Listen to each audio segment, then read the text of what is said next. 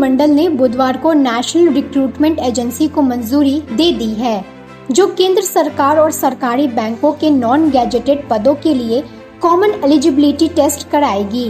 Agency को मंजूरी दिए जाने के बाद प्रधानमंत्री नरेंद्र मोदी और गृह मंत्री अमित शाह समेत कई लोगों ने एनआरए के गठन की प्रशंसा की है।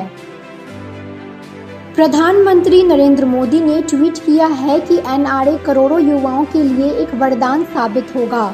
सीईटी के जरिए न केवल यह कई परीक्षाओं को खत्म करेगा, बल्कि यह संसाधनों के साथ साथ समय की बचत करेगा। इसके साथ ही पारदर्शिता को भी बहुत बढ़ावा मिलेगा। वहीं केंद्रीय गृह मंत्री अमित शाह ने ट्वीट किया कि भारतीय युवाओं के लिए यह एक ऐतिहासिक दिन है।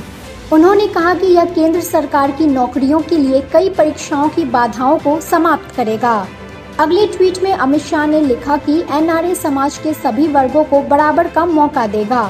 हर जिले में एक परीक्षा केंद्र होगा। परीक्षा कई भाषाओं में होगी और सीईटी का स्कोर 3 साल तक मान्य रहेगा। एक परीक्षा के जरिए आर्थिक बोझ कम होगा, जो उम्मीदवारों को काफी लाभ देगा। केंद्रीय मंत्री प्रकाश जावड़ेकर ने बुधवार को मंत्रिमंडल के इस फैसले के बारे में बताया। उन्होंने कहा कि यह फैसला नौकरी ढूंढ रहे देश के युवाओं को लाभ देगा। एनआरए सीईटी परीक्षा करवाएगा, जो केंद्र सरकार की नौकरियों के सभी नॉन गैजेटेड यानी ग्रुप बी और सी पदों के लिए इकलौती प्रवेश परीक्षा होगी। एनआरए अभी staff selection commission, railway recruitment boards और institute of banking service personnel के लिए कॉमन एलिजिबिलिटी टेस्ट करवाएगा। ग्रेजुएट, हायर सेकेंडरी और मैट्रिक के उम्मीदवारों के लिए अलग अलग स्तर की परीक्षाएं होंगी।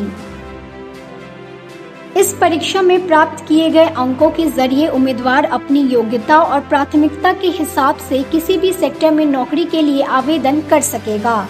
जो उम्मीदवार सीईटी नामक इस परीक्षा को पास करेंगे, वो किसी भी रिक्रूटमेंट एजेंसी में आगे उच्च स्तर की परीक्षा के लिए आवेदन कर सकेंगे, जहां पर फिर टियर 2 और 3 जैसी परीक्षाएं होंगी। लेकिन सीईटी का पाठ्यक्रम सबके लिए समान होगा। सीईटी में लाए गए अंक 3 साल के लिए मान्य होंगे और अंग्रेजी समेत 12 भाषाओं में इसकी परीक्षाएं होंगी। इसके साथ ही हर जिले में एक परीक्षा केंद्र भी बनाया जाएगा। केंद्रीय सचिव सी चंद्रमौली का कहना है कि केंद्र सरकार में अभी भी 20 से अधिक रिक्रूटमेंट एजेंसियां हैं।